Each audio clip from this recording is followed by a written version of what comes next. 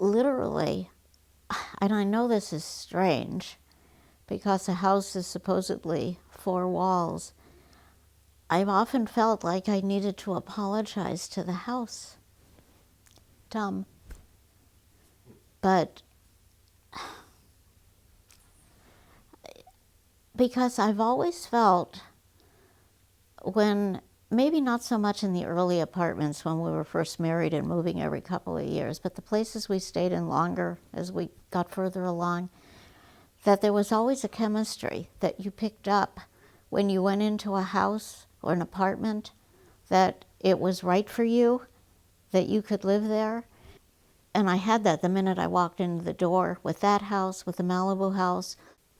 And I know it's inanimate, but so be it. We had survived 6 fires, 6 or 7 evacuations in Malibu over 25 years. Our home wasn't going to burn down. That was pretty much it. And then Jen, my daughter who lived above us, I think somebody had texted her a picture of her house. And like at 1:30 or so in the morning, 2 o'clock, she knew her house.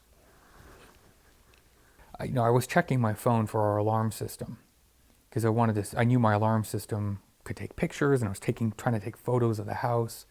And I looked up at my husband, and he was, all of a sudden, he literally turned white, and he was holding his phone. It said alarm triggered, motion detector, and then it went off again. And I got 7 or 8 in a row, bing, bing, bing, bing. It was glass break. That's the message: glass break family room, glass break kitchen, glass break dining room, motion detected front door. And I was like, oh my God, my house is dying. And he's going like this, like now.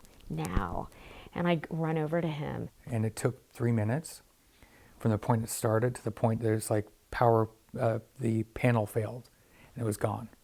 And I was desperately trying to get a photo to take, but it didn't do it. But I could see it just move through the house and just stop when the panel melted, I suppose. That's when it felt real. I was like, oh shit, our house is gone. I was too naive to really know what was going to be ahead. This is hopefully a once-in-a-lifetime experience, and I didn't see any further than where we were going to stay and making sure that we had some clothes on our backs. I mean, you have nothing, so you need everything, and that is really time-consuming and really preoccupying. And there were these mad shopping expeditions to Bed Bath & Beyond and Costco and Target, and throwing stuff into, the carts. There's a lot of stuff in the beginning that's actually a really good distraction. It prevents you from sort of sitting in the corner and rocking, Whatever I bought, I was going to wear and live with. And it's really only been recently that I actually went out, because it's been 6 months, and some of what I got was like you were grabbing stuff that looked like it would fit you. And like now we're settled, my parents are settled, we're settled. And now there's this kind of long road ahead of us of rebuilding and all of the ups and downs that come with that. And we just passed the 6-month mark, and there was a lot of information that came out about how at 6 months it can get really, really hard emotionally. And at the time, I was like, oh, that's interesting. And now I'm like deep in it. I mean, I feel like I'm in a really rough place, and there aren't the distractions. Kind of life has resumed its new normal pace for now. It's like the reality of the whole thing sets in. And I think you realize the magnitude, the enormity of what you've gone through and what you're still facing. I mean, will the insurance money cover the rebuild? I don't know when we're going to have the answer to that. I mean, on the plus side, we have a builder and we have the plans it just kind of is an unknown that's very scary, because if you don't have the money to rebuild, the housing that's available is crazily priced. And we're basically retired.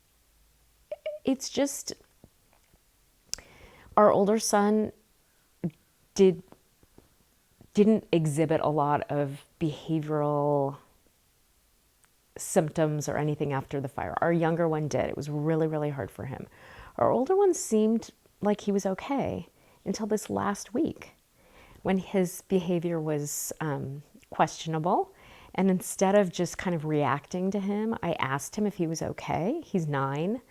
And I said, "Are you okay? How are you doing?" And he just broke down sobbing and said, "I'm sad about the fire. I'm sad that our house is gone. I just want my life back." Oh. And I think that's kind of how we all feel. Like, we're in this limbo. We know we're not going to be in it forever, but you just want your life back.